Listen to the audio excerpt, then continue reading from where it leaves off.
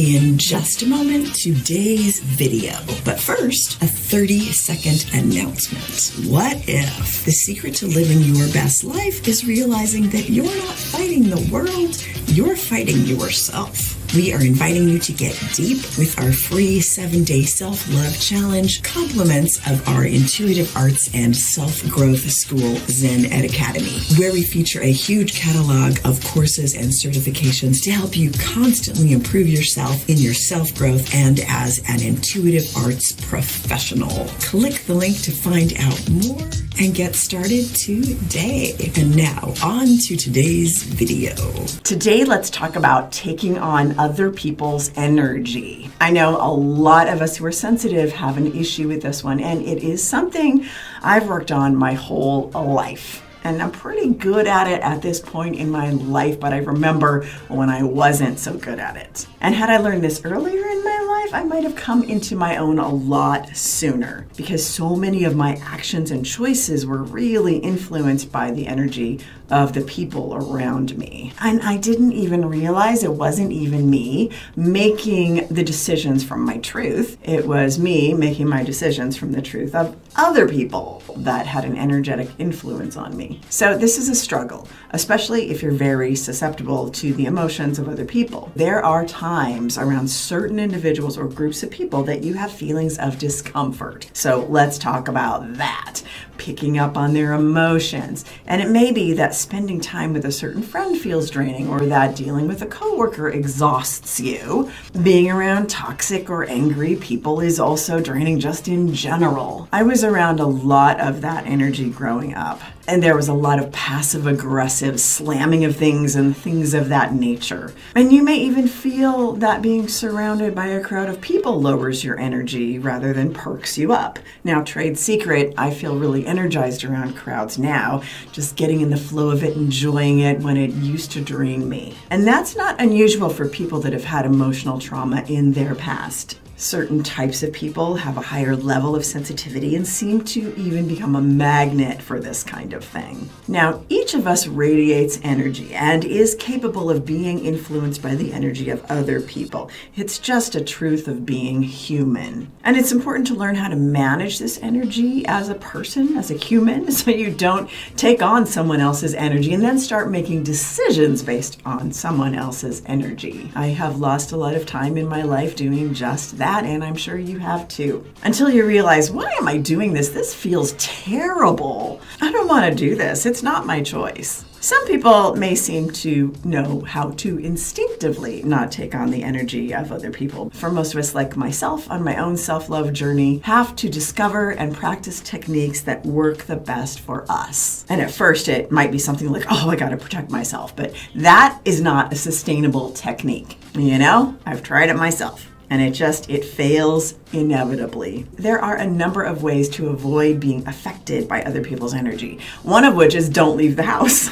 Another one is do that shielding thing, which only works for a short amount of time because it's based in fear, essentially. Because we're afraid other people's stuff's gonna affect us. I mean, if there's a little bit of fear in your technique, it's going to eventually break down. It may work for a while, but it's eventually gonna break down. What's worked for me the best is radiating heart energy. And this can be really hard when somebody toxic is in your space, but it's gentle and it works. Allowance and compassion for other people, understanding that their drama is not your drama, and stepping back before you jump into that energy with an angry confrontation. And that goes all the way back to what I was saying at the beginning about so many times as sensitive people, we make decisions based on the energy of the people around us, not realizing it's not a decision based on our truth. And that includes jumping into the angry confrontation or jumping into the drama when it's not our drama. And that's when the rubber hits the road. You go, oh, I gotta take responsibility for how that energy affects me and how I respond to it. So it's not just about shielding yourself on a day-to-day basis, because the long-term effect is that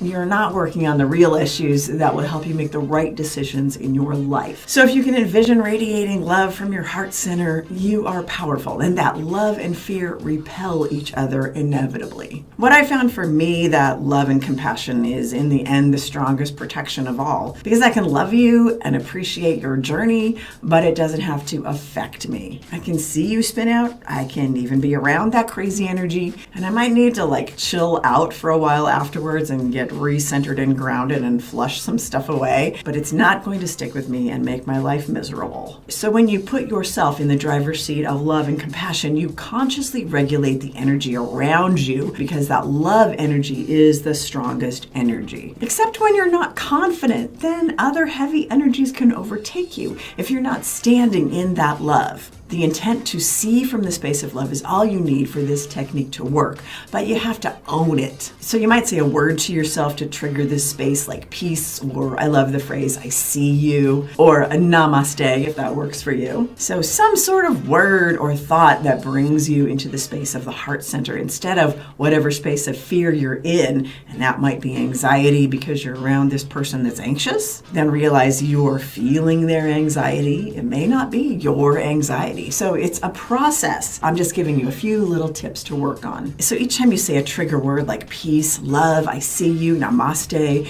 each time you say your specific heart-centered, compassionate word to trigger you into that space, you create a new space where fear and negativity can't live. They repel each other. Love and fear repel each other. If you run into a person whose energy you find draining, you may want to cleanse your own energy field after you encounter that person. That's perfectly fine. And like if you go four-wheeling in your truck, you got to clean the mud off your truck, right? But you're not going to let that affect your truck. Your truck's fine, right? It just needs a little bath. Same thing for you. The mud's not in the engine. That's the difference. So sage yourself, take some cold showers, sing, do a mineral bath, spend time in nature, all of those things. Those are nice things to do for yourself to keep yourself clear and strong and feel good, or a simple break from the chaos of life. These are all good ways to recharge yourself after you've been, really overstimulated, because we all get overstimulated, and especially when there's chaos around us. Okay, I hope this helps. I know it's a process to get yourself to a stable, emotional, peaceful state and maintain it. And that's something we're all working on through our whole life, through our whole self-love journey through life, that we can get to a place where we're in more joy more of the time and less fear most of the time, right? Leave some thoughts on today's inspiration. As always, love you guys. Just a reminder to take a moment and smash that subscribe button, and don't forget to sign up for our free 7-day self-love challenge. Compliments of Zen Ed Academy, where it has never been easier than right now to get comprehensive PhD-backed education to improve your life and to get professionally certified in your intuitive arts career. Mediumship, tarot, self-growth. Thanks for watching, and we will see you in the next video.